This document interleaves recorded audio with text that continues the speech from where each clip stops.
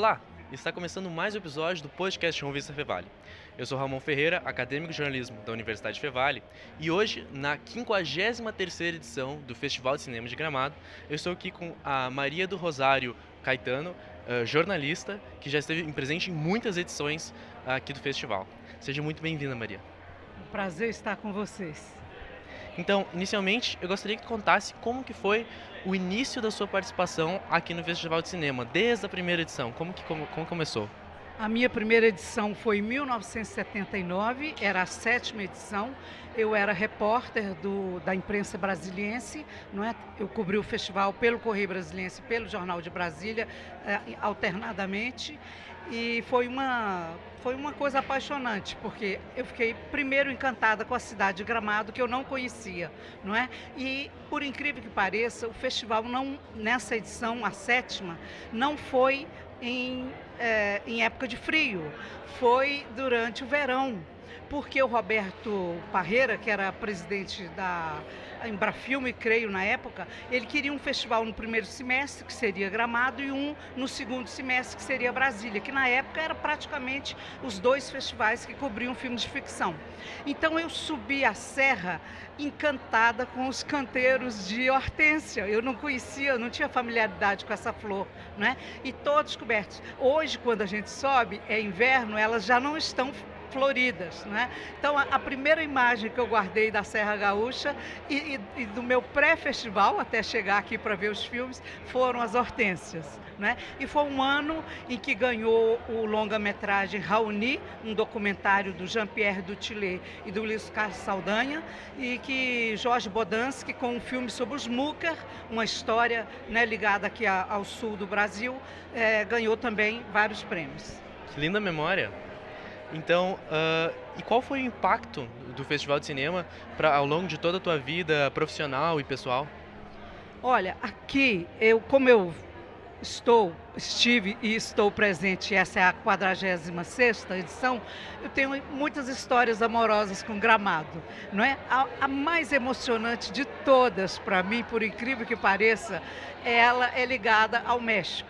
Na fase ibero-americana do Festival de Gramado, esteve aqui o ator Roberto Cobo, que é o Raibo do filme Los Olvidados, né, Os Esquecidos, do Buñuel. E foi uma história incrível. Subiu ao palco um senhor de idade numa bengala.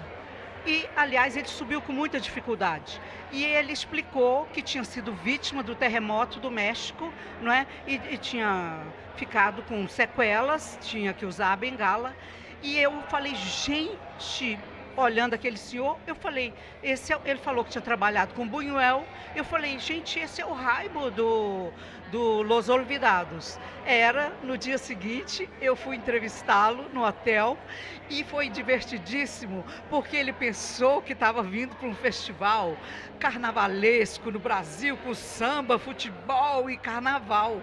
E ele achou Gramado muito europeia, muito fria, não é? Porque isso já foi um festival da fase invernal, né, dos meses de inverno. E eu falei para ele, não, aqui o sul do Brasil é assim, tem essas temperaturas e tal. A cidade carnavalesca e quente que você tem na memória, e Carmen Miranda e tal, é o Rio de Janeiro. Então eu fiz uma belíssima entrevista com ele, é a memória mais feliz que eu tenho de Gramado, ter conhecido Roberto Cobo. Que legal. Foi Seja bem-vindo ao sul do Brasil, acredito, né? Continuando com essas suas histórias, eu sei que tem uma história de amor que aconteceu aqui. Pode contar um pouco pra gente? Ah, sim. Na edição de 92, né, eu me lembro que quem venceu foi o filme Técnicas de Duelo, da Colômbia, não é?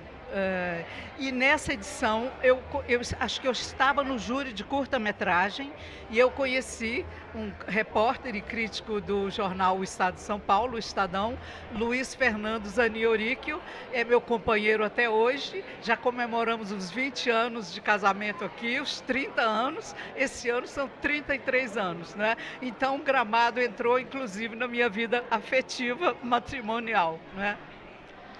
Partindo para as produções cinematográficas, durante todas essas edições, você conseguiu ver alguma diferença? Quais foram as mudanças do festival, as mudanças da própria cinegrafia brasileira?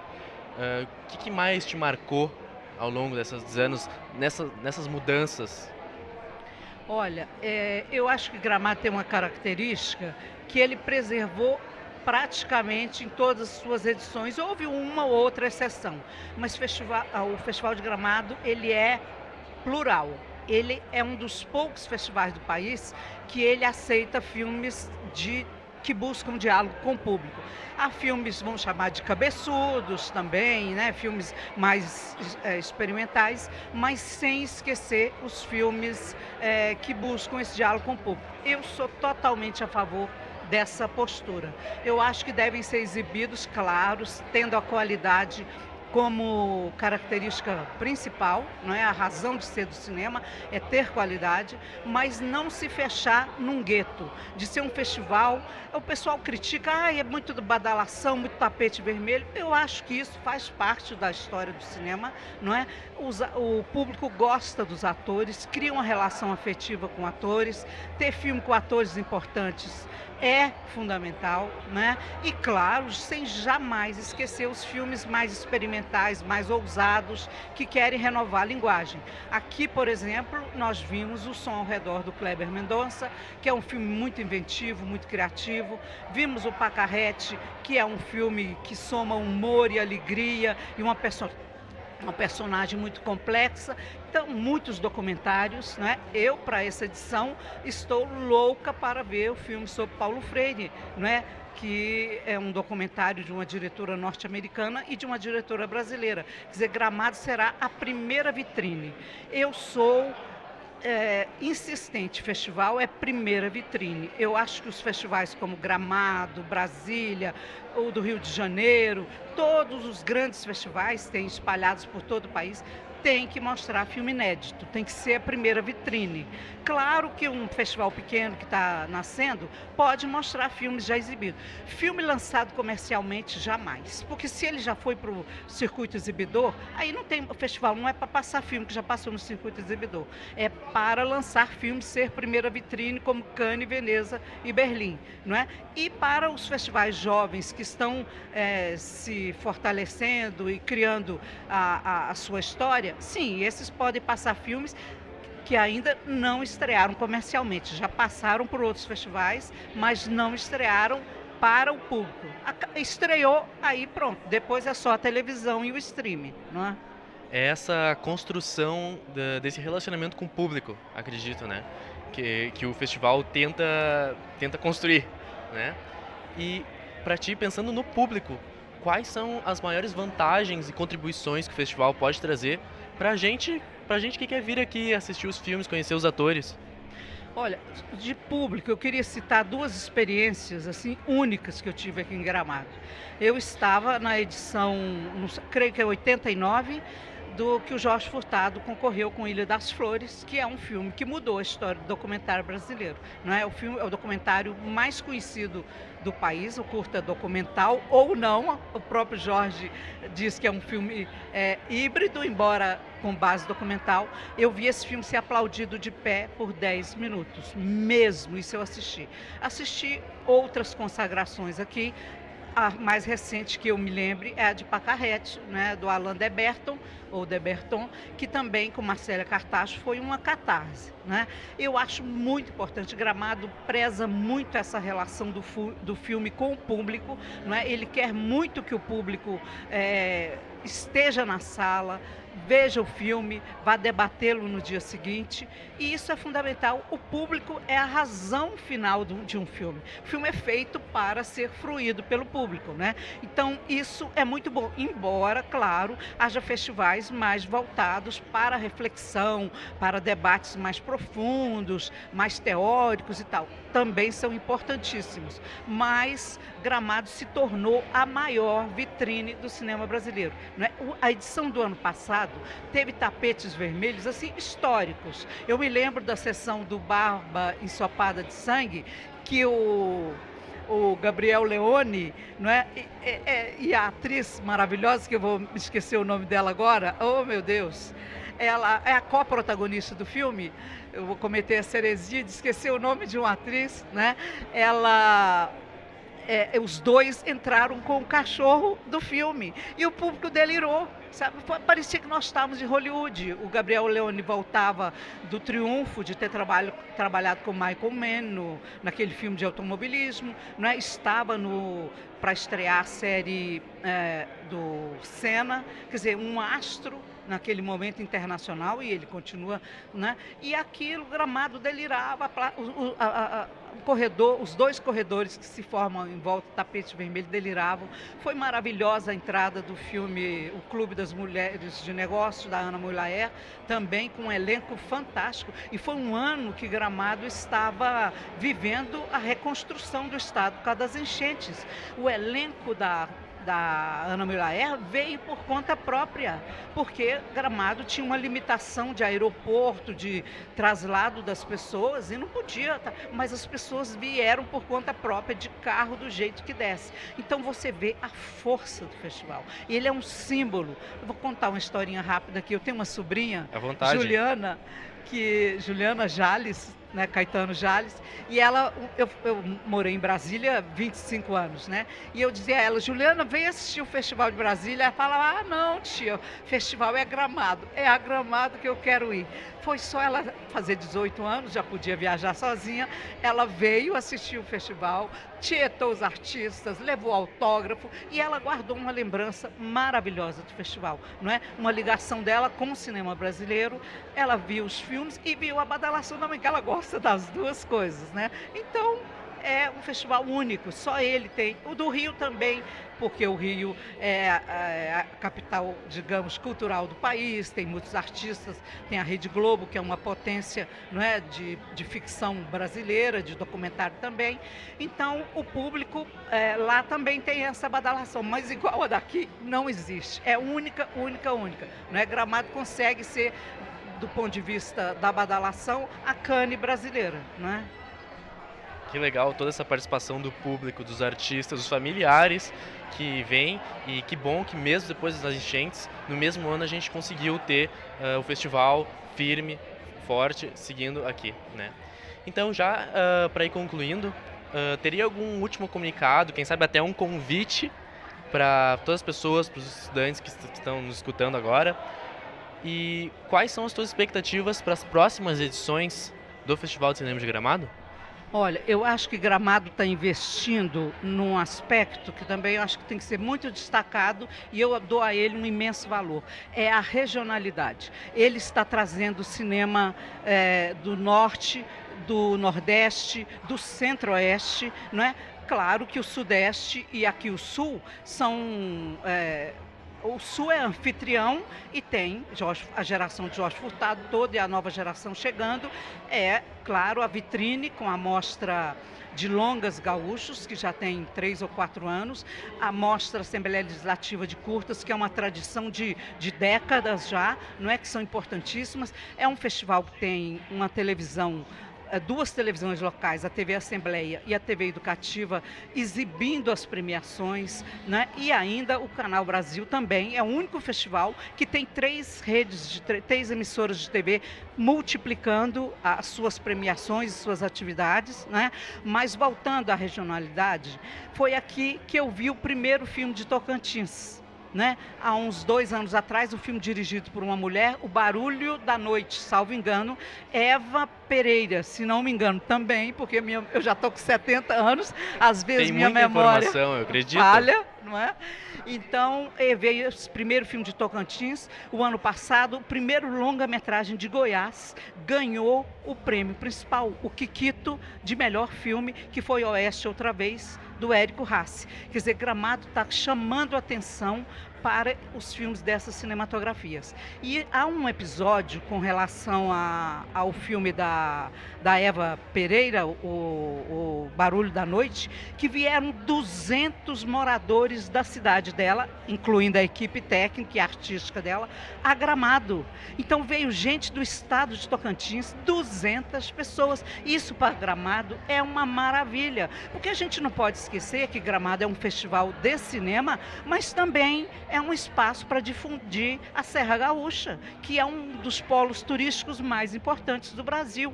E quando Tocantins manda 200 pessoas, artistas e espectadores, moradores que querem conhecer a Serra Gaúcha, ele está integrando cinema e turismo, que são duas indústrias que dialogam historicamente. A fama de Hollywood, a fama de Los Angeles, de Nova York, ela é devida em 80% ao cinema, ao poder do cinema de Hollywood, não é? Por que se quer ir tanto a Miami? Porque viu séries e filmes ambientados ali, não é? Então, tudo isso, eu acho que Gramado tem que investir nisso.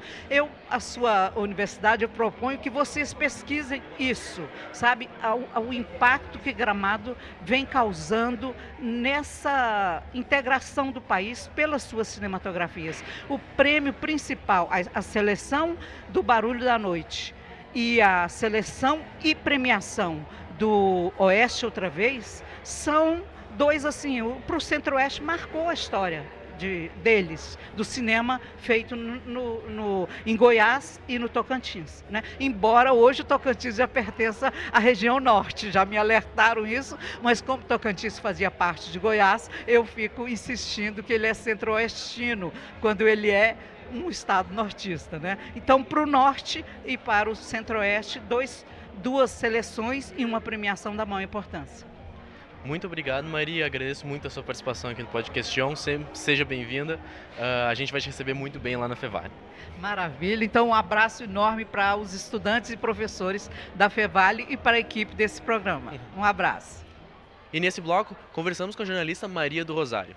Continuem aqui com a gente para acompanhar outras entrevistas aqui na 53ª edição do Festival de Cinema de Gramado. E hoje estamos aqui no especial 53ª edição do Festival de Cinema de Gramado. E hoje vamos conversar com um dos diretores do filme Querido Mundo, Xuxen. Seja muito bem-vindo ao Podcast On. Muito obrigado ao pessoal que está assistindo o canal.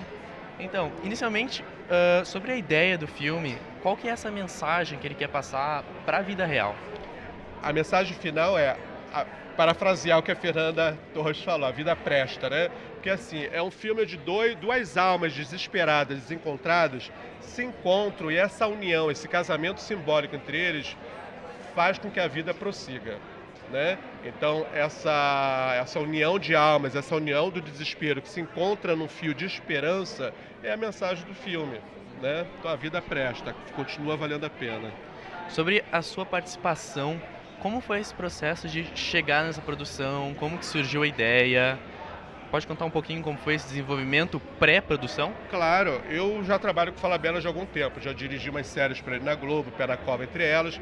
O filme Veneza foi a primeira experiência do Veneza, do filme aqui em Gramado, ele estreou aqui, foi lançado em 2019, foi minha primeira parceria com ele. E também transita nesse universo de uma adaptação de uma peça de teatro do Miguel para o cinema.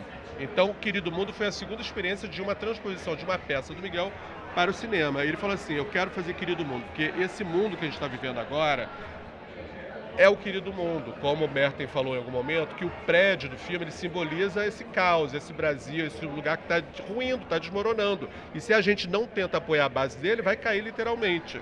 Então o Miguel falou, vou adaptar. Qual é o grande desafio dessa peça de teatro? É você tentar trazer para o universo do cinema, que foi a sua pergunta. Como a gente trazia uma peça essencialmente teatral, duas pessoas num cenário, para o universo do cinema? Como o Miguel falou assim, é você criar outros universos que na peça não está. Então, o que é dito no texto, você tem que explorar como imagem. Então, os personagens coadjuvantes, a esposa dele, o marido dela e outros personagens vão surgindo nessa adaptação do teatro. Então, a transposição de teatro para o cinema é isso, é criar outros universos que o teatro não trouxe. Que legal essa conexão, é muito natural. Sim. Né? O Falabella comentou ali na minha pergunta sobre que tem que reescrever totalmente para adaptar para o cinema, mas ao mesmo tempo é um processo natural, eu acredito, né? Claro. O teatro ainda está mais ligado, eu diria, com o dia a dia das pessoas. Sim. Né? Partindo para a próxima pergunta, pensando sobre o tom de drama e humor, nesse sentido, como que é trabalhar por trás das câmeras? Como que é a produção, as dinâmicas que vocês têm que fazer para conseguir colocar todo o elenco para dentro desse universo mais dramático, mas ainda com um tom mais humorístico? Assim, como a Malu Gari falou, que ela interpreta a protagonista Elsa, o universo do Falabella, ele é muito particular. Então, quem trabalha com Falabella já sabe que universo vai explorar, que é o universo dele que transita entre a comédia, drama, a poesia, a sensibilidade e principalmente o realismo mágico. Ele permite os momentos de fantasia e o filme tem muito isso. Então, quando o ator ou a atriz entra nessa história, ele já sabe que em algum momento eles podem ter uma liberdade criativa de poder explorar camadas de emoção. E isso vale também para a equipe técnica. Quando ele resolveu adaptar O Querido Mundo, o maior desafio para nós da produção é como fazer esse prédio desmoronar, porque no meio do filme, esse prédio tem esse desmoronamento e eles são proibidos de sair. Como a gente tornar isso crível para o público? Porque no teatro é fácil, o teatro, se cai a parede, todo mundo já acreditou. E como é que a gente faz no cinema de hoje em dia, com um público tão exigente, acreditar que eles não podem sair desse prédio? Como é que a gente faz isso ruir? Então isso foi um grande desafio para a gente, dentro de um contexto de limite de orçamento. Claro que se a gente tivesse uma puta produção Hollywood, seria uma maravilha, tudo em computação gráfica. CGI, Só que não, tudo que você viu ali era 100% prático. Efeitos práticos, a poeira caindo, o prédio entortando, tudo era efeito prático. Então, esse foi o desafio e como o produtor Júlio Shoa falou, nós somos movidos a desafios. Né? Então, para todo mundo que estuda cinema, audiovisual, não esmoreçam com desafios, não deu para fazer, vamos desistir. Não, é o desafio que faz a gente caminhar adiante. Né? Complementando essa ideia do espaço do filme, quais foram os lugares que vocês tiveram que ir, com quem vocês tiveram que conversar para conseguir construir esse espaço claustrofóbico que o filme projeta? Se diz botar na prática, uma equipe técnica, nós tínhamos o diretor de arte, Tulepic, que construiu essa possibilidade desse cenário ser esse apartamento crível. O fotógrafo Gustavo Asba, com a fotografia que o Miguel decidiu desde o início ser preto e branco. Preto e branco já traz um universo meio lúdico, meio fantástico, e ajuda na claustrofobia também, fica aquela coisa densa, né, do claro e escuro. E eu acho que a grande beleza do Miguel nesse filme, como ele falou, por que ele decidiu fazer preto e branco? Porque a vida das pessoas está sem cor. Parece até uma coisa óbvia, mas fica bonito no filme. E ao longo do filme, não é que a cor vem de uma hora para outra como... Vai vindo uns glimpses de cor ao longo do filme, né? A partir do momento que essa mulher começa a resgatar um prazer pela vida, em alguns momentos vão vindo umas cores para complementar depois no final, para literalmente entrar a cor. E como cinema, que a gente está trabalhando nessa transição teatro para cinema, a gente trabalha com aspect ratio. O que é isso? É a tela de enquadramento, tem aquela tela quadrada 4x3. E no momento que ela ganha a cor 100%, o que faz? Essa tela se expande e fica no formato 240, que é o formato CinemaScope, que faz essa transição da claustrofobia, aperto, angústia, para a liberdade. Quando ela vai pular, é a liberdade dela, né? E vem o vento e finalmente ela abre os braços para esse salto para a vida dela, esse novo recomeço, né? Que interessante essa relação da fotografia, sim, né? Com sim. essa... uma abertura, sim, né? Uma abertura de noção, uma abertura de felicidade, talvez. É isso que você fala, quando você trabalha em fotografia, para nós de cinema é muito fundamental. A primeira pergunta que todo fotógrafo faz para um diretor quando vai começar a dirigir um filme é, obviamente, o filme é colorido ou preto e branco, e qual é o tom do colorido se for o caso. E segundo, é essa tela que a gente chama, o termo correto é aspect ratio, que é a tela de proporção, a tela de enquadramento, que é a janela. Sim. Se você perceber nos filmes e séries, cada diretor escolhe a janela, mas isso não é aleatório, isso é um conceito. Quando a gente conceitou que esse filme é claustrofóbico, é aquela janela quase quadrada 4x3. E no momento da liberdade dela, ela se expande, porque aí qualquer espectador vai entender que houve uma retomada da vida dela ali, sabe? É muito bonito isso. Que bacana essa ideia de como que cada ponto do filme tem um significado por trás. Exatamente. Né? Já finalizando, que a gente jogo rápido, mais descontraído. Se você estivesse naqueles escombros, quem seriam as 3 pessoas que você mais gostaria que estivesse contigo? Olha... Com sorte nunca irá acontecer.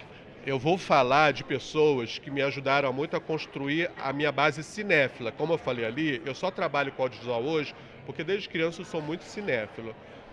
E certamente o Woody Allen seria um deles. Eu teria muito assunto para falar com o Woody Allen porque eu sou apaixonado pelo cinema dele, que me construiu muito, que é um cinema de diálogos, que é o do Falabella. É um cinema feito essencialmente de diálogos.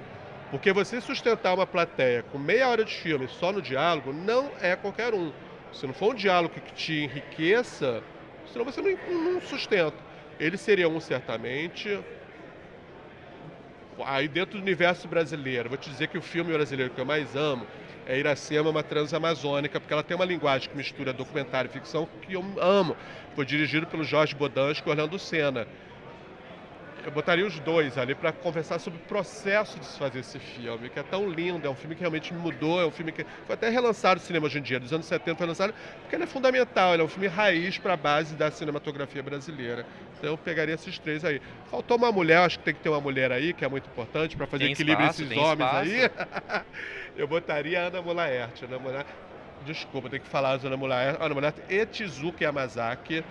Por vários motivos. A Tezuka foi a diretora com quem eu trabalhei, já estou aumentando 3 para 5 aí. Mas acho que tudo bem, hoje cabe 3, cabe 5. Tem espaço, o espaço é grande. Tezuka é uma cineasta asiática, como eu, e ela foi a primeira asiática que rompeu a barreira do cinema brasileiro, entrando com uma outra identidade.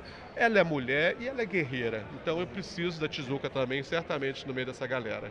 Obrigado pelas palavras, obrigado pelos nomes. Espero que a gente possa receber todo mundo algum dia aqui no Podcast On, esse grupo inteiro, daí a gente vai conversar até a gente ser libertado. Com certeza, obrigado a todo mundo aí. Obrigado. Então, neste episódio, nós conversamos com o diretor do filme Querido Mundo, Xixiu. Co-diretor junto com Miguel Falabella. Co-diretor junto com Miguel Falabella, isso aí. Agradeço muito a sua participação aqui no Podcast On. Sempre. O Podcast On é uma produção dos acadêmicos de jornalismo da Universidade Fevale, apontando a câmera para o QR Code que está aparecendo aqui na tela, em algum lugar. Bem aqui vai aparecer. Você tem acesso aos nossos conteúdos no YouTube, Instagram e Spotify. A produção é das minhas colegas Lana Maldaner, Letícia Flash, Laura Stum, Lisa Cardoso e eu, Ramon Ferreira.